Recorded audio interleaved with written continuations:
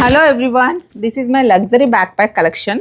ఎలా ఉందో కామెంట్ చేయండి. దీని గురించి తర్వాత మాట్లాడుకుందాం. ముందు నేను చెప్పే స్టోరీని అయితే వినండి. ఒక ఫ్యామిలీ వాళ్ళ కంట్రీకి వెళ్ళడానికి ఎయిర్పోర్ట్కి వెళ్ళారు యూఏఈలో.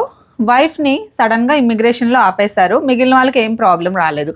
ఎందుకు ఆమెను ఆపేశారని ఆమె షాక్లోకి వెళ్ళిపోయింది. నేను జస్ట్ హౌస్ వైఫ్ కదా, నా మీద ఎవరు కేసు పెట్టారు, నన్నెందుకు ఇమిగ్రేషన్లో ఆపేశారని అనుకుంది.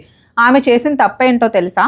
సోషల్ మీడియాలో ఇలాగే this is my luxury back pack collection, ఇది నా లగ్జరీ హ్యాండ్ బ్యాగ్ అని అమ్మాయిలు లేడీస్ ఫొటోస్ పోస్ట్లు అయి పెడుతూ ఉంటారు. అది కామన్.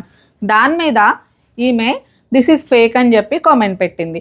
అయితే హ్యాండ్ బ్యాగ్ ఓనర్ ఎవరైతే ఉన్నారో ఆమె డిఫమేషన్ కేసుని ఫైల్ చేసింది.